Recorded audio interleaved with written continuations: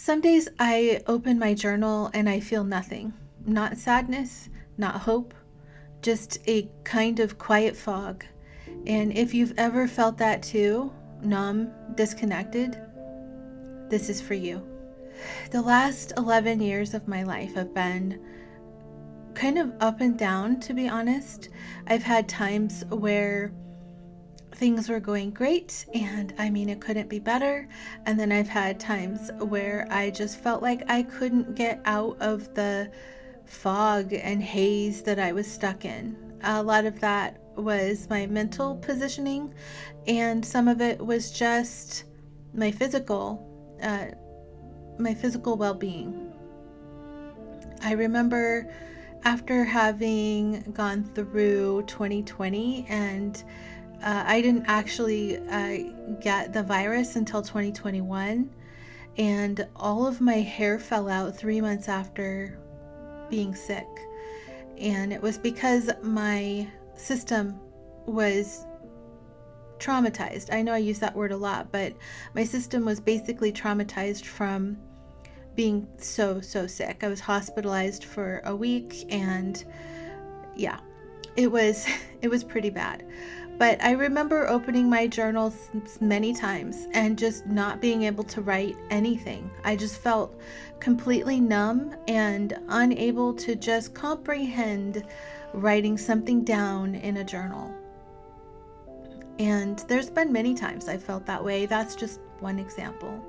As someone who enjoys journaling and has found great benefit in it, feeling numb and not able to journal was really frustrating for me because I felt like I needed to journal. Like that was part of my well-being, a part of my personality, part of who I am is someone who journals. So when I wasn't able to, I would get like even more numb. So numbness is the best word I can describe it as, is just feeling numb. I eventually figured out that allowing myself to just be was the answer. And I had to give myself permission to not write a lot. Maybe I would just write here on the page, or I would write, I don't know what to write. I would write that sentence out. I don't know what to write. I don't know how to start. And I would just bring myself back to being present with myself. And that worked. Some of the things that I wrote after that, I've gone back to read them, and they've literally made me cry because the situations that I was going through were so emotional, and I was feeling numb during it.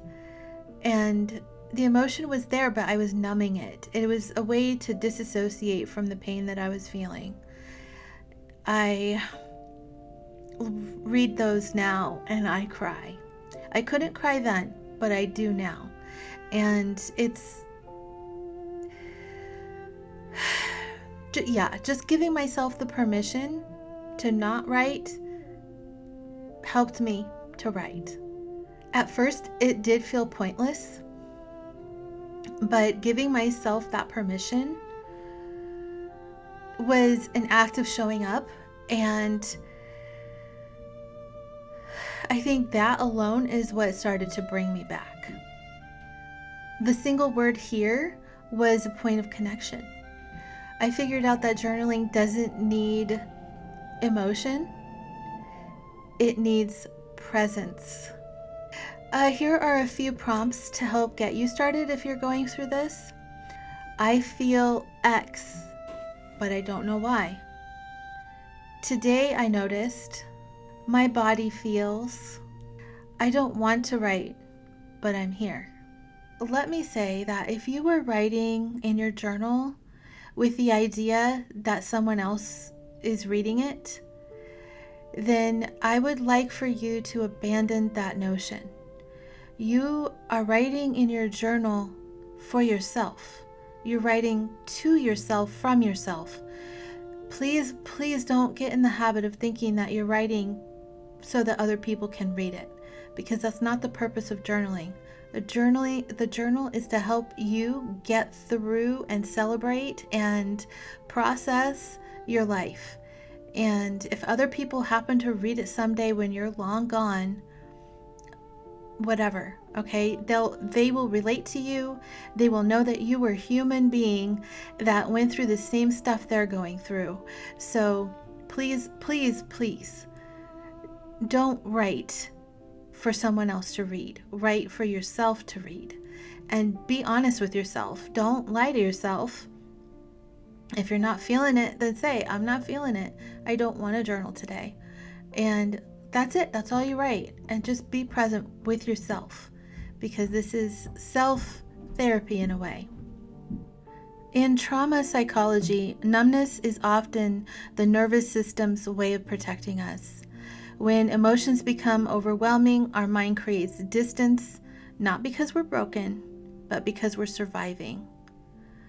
Psychiatrist Basil van der Kolk calls this disengagement from the external world to preserve internal safety. Even the act of writing, I feel nothing, can be a first step back. That's from the book, The Body Keeps the Score, in case you're wondering. So today's scripture and reflection is, the Lord is near the brokenhearted and saves the crushed in spirit. That's Psalms 34:18. So even when you feel nothing, you are not alone. God's nearness isn't dependent on your ability to feel it.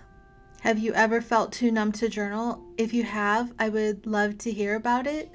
Or you can just type the word "here" in the comments down below to remind yourself that you showed up today.